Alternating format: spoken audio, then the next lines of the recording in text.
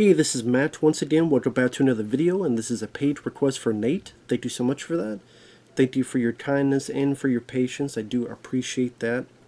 If anyone wants to request any type of movie review or re-review, a random topic, movie news, tier list, ranking, live stream, video game playthrough, whatever the case may be, feel free to send it either directly to my PayPal. I do have a Cash App as well. Links are down below in the info box, and I will get to it as soon as I possibly can. And this was a strange one. This is one that I had never heard of before. The Wonderful Ice Cream Suit. I was definitely surprised that I'd never heard of this before because of the talent. Number one, it's directed by Stuart Gordon. I'm like, is that... And it is. Rest in peace to him. The same Stuart Gordon who did Reanimator and From Beyond, and that film Dolls from the 80s, which I do like. Fortress, which is my favorite of his, with Christopher Lambert. And this is between him doing Space Truckers with Dennis Hopper, and then after this I think he did Dagon. But yeah, he did this film that I think it's based on a play, or there was a play happening at the same time. And the cast, you got Joe Mantegna, which he's been in a lot of stuff. Airheads being one of them. Very fun movie, Airheads. But I always like Joe Mantegna. Baby's Day Out, I remember him in.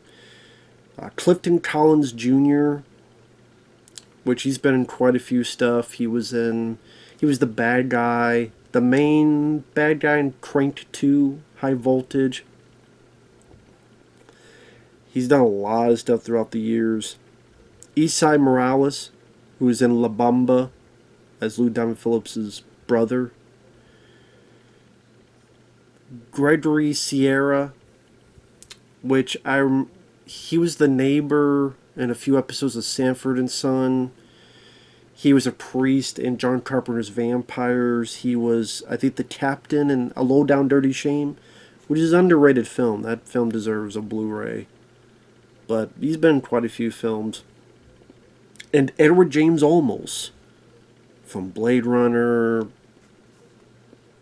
TV show Miami Vice, plenty of other stuff. So I'm like, damn, there's a lot of talent involved in this. Even briefly, Tony Plana, who I remember in Born East L.A. He's got at the jail and talked to the Cheech Marin. Fuck me? No, fuck you.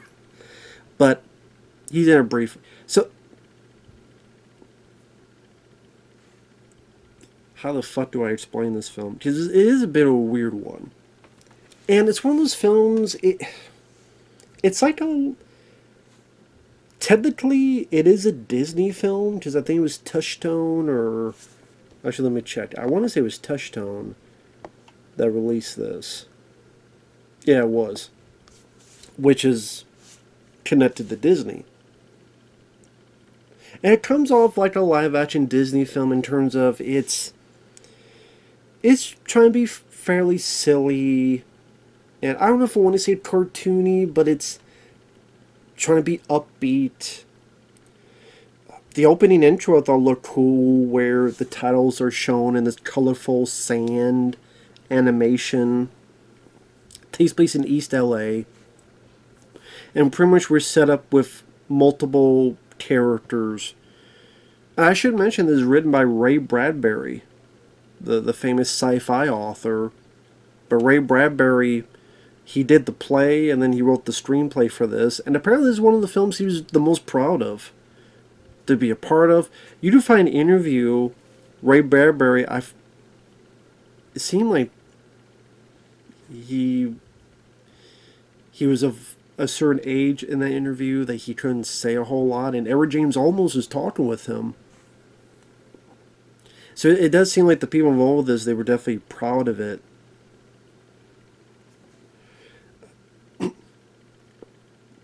I mean, and if I need to explain who Ray Bradbury is, come on, just look him up.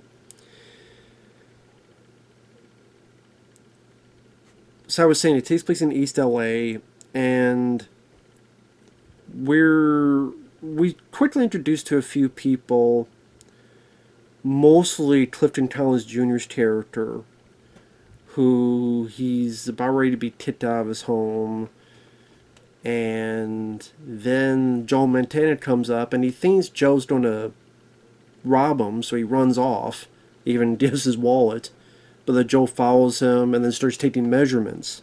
He's like, "What are you doing? Thought you don't rob me." "No, I'm not going to rob you.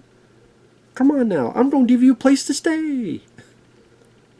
So he takes him to this place, and him and Joe, and there's two other people. Esai Morales and Gregory Sierra.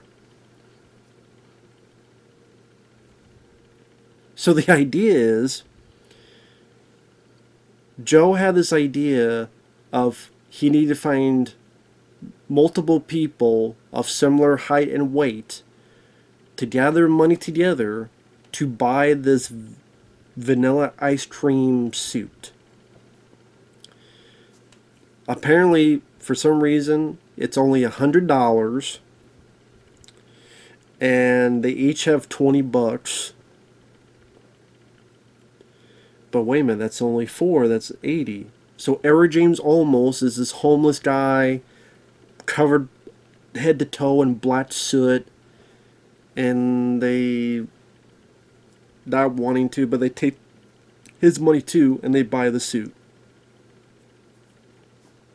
Then the rest of the movie is just, okay, today we're going to try out the suit for an hour, and then later, from now on, each one of us will have this one.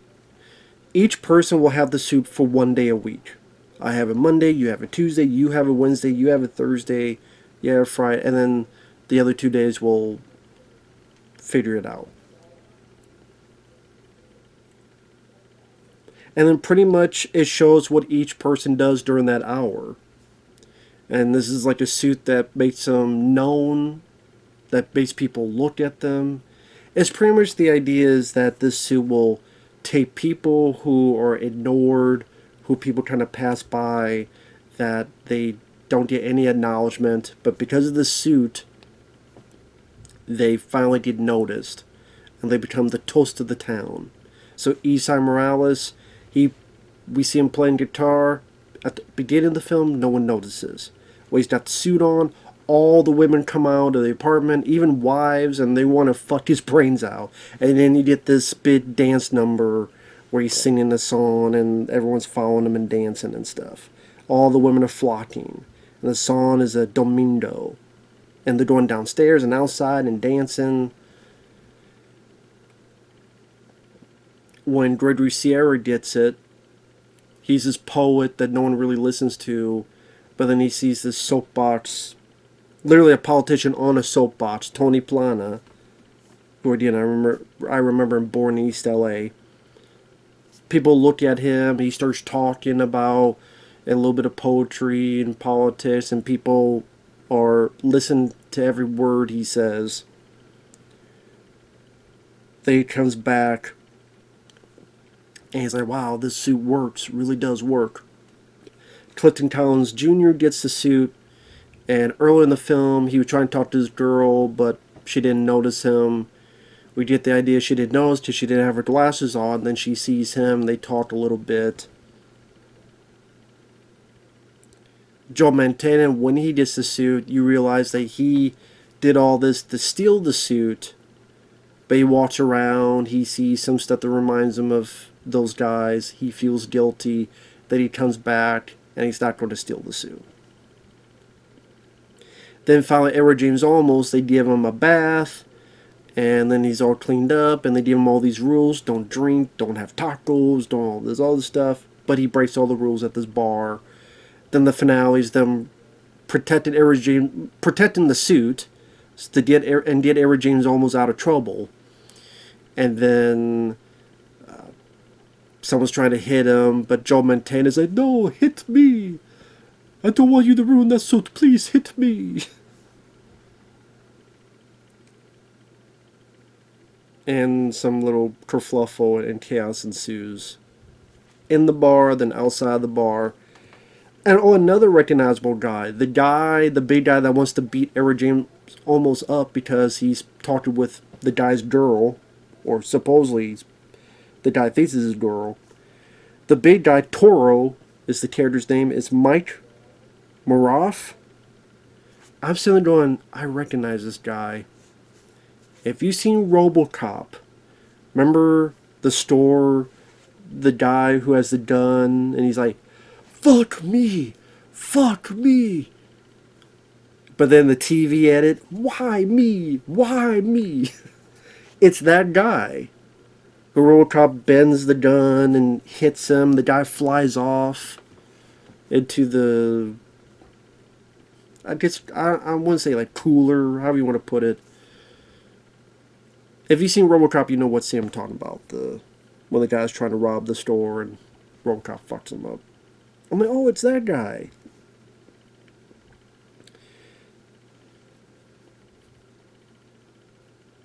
But it all works out in the end. I mean, I liked it for what it was. It was affable. It was good-natured. The actors are definitely cranking it up to 11 in their performances. It was interesting to see Edward James Olmos play such a cartoonish character, because I'm so used to him playing, very serious.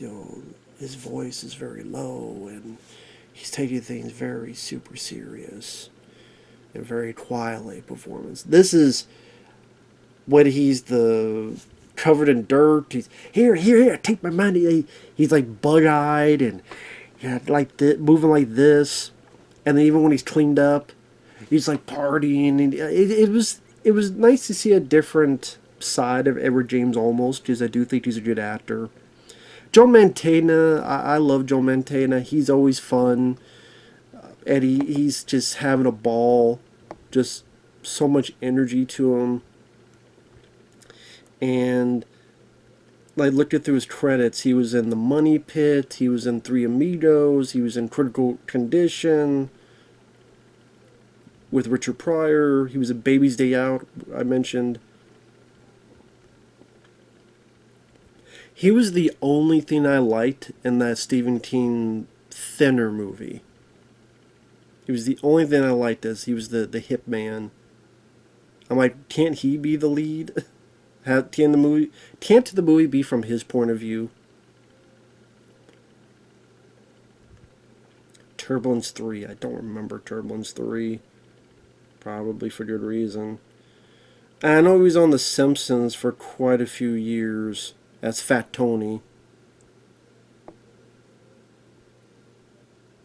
I mentioned Airheads. He's the radio DJ when the Lone Rangers.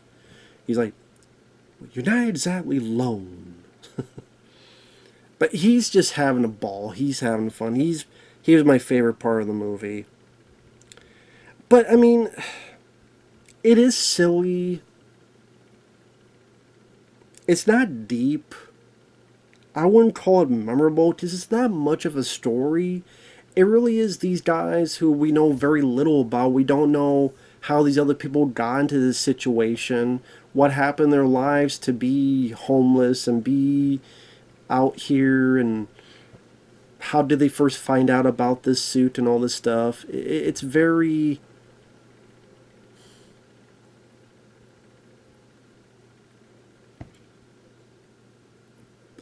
I don't know how to put it. It's one of those movies where there's not a lot of character. It's not like throughout the story the characters interact with each other. We find out more about this person. We find out more about this person. You really see the deep connection where, yeah, the suit is the suit, but them being friends is what's bonding them, and it really is just the suit. It's, they put on the suit, then they have a little fun. They put on the suit, they have a little bit of fun. And then at the end, when, spoiler alert, when everything's fine, and Clifton Collins Jr. is saying, man, if we get rich, we'll all have suits. And we have no more nights like tonight. I'm like, we barely saw you guys interact with each other other than, wow, that's a cool suit. Wow, that's a nice suit. Yeah, that's a cool suit. Or watching someone, Esai Morales, dance with a guitar with the women outside. That's really all the connection you have together. So, it's hard for me to buy you guys as friends because there wasn't a whole lot of connective tissue of you guys bonding as friends.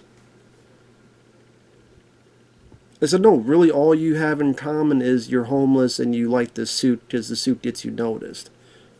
And it also has another kind of weird connotation where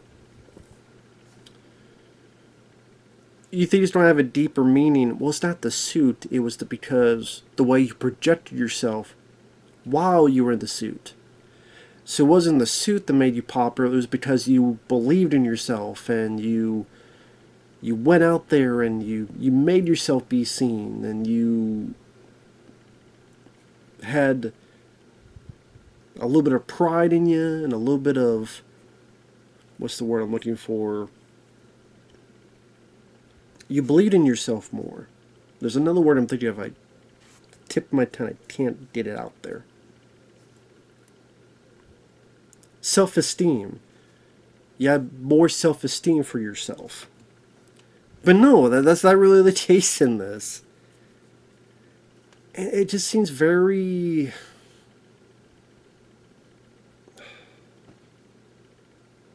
surface level. Which with Ray Bradbury I was a bit surprised by, because you think it'd be something a little bit more deeper human connections. But I mean, and you would never known Stuart Gordon did this movie. But hey, he also, I think, was one of the people who wrote Honey, I Shrunk the Kids, I believe. Apparently, Kat doesn't like that I'm talking about it that way. Well, fuck you. How about that? Number one. I liked the film, Kat. Shut the fuck up. I liked it because it was cool to see these actors having fun like this. It was cool seeing these actors work together, and it was a nice, jovial, like I said, good-hearted movie. There was nothing that would be inappropriate for kids. There was no big drama in the film, which some people may like it for that. And like I said, Edward James Olmos and Joe Mantegna, two really good actors. Joe Mantegna, again, he's just having fun. He had the funnier moments to me, his reactions to Edward James Olmos. Either him almost getting the suit dirty, or I can't believe I could not wait another day or two. I had to get it today, and I gave it to this guy. Just seeing Joe Mantegna lose his mind at times was pretty funny.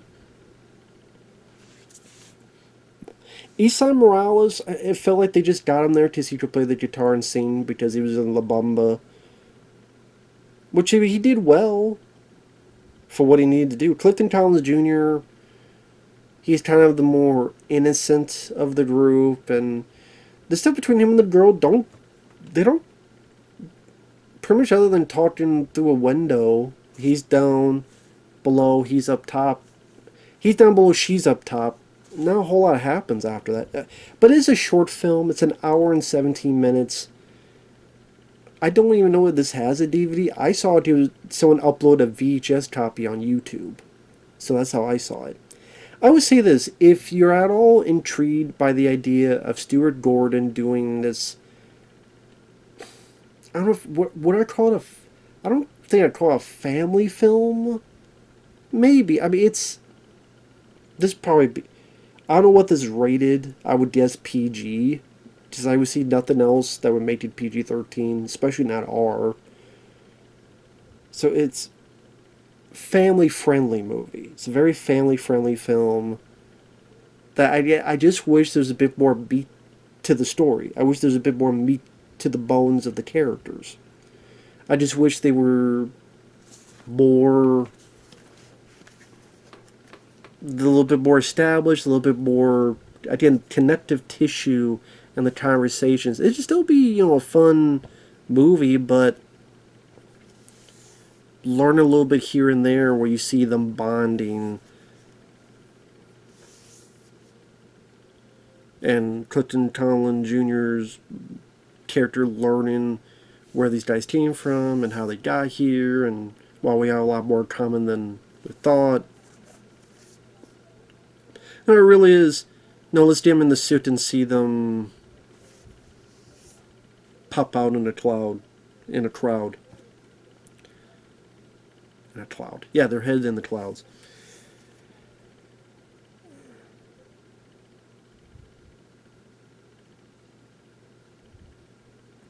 I'm trying to see if there's anything I missed. I didn't repeat myself. Joe Mantegna at the end of the bar, the way he's protecting Edward James Olmos, and the slow mo where he takes the punch for Olmos. Again, pretty funny. Because again, they don't want the suit to be dirty.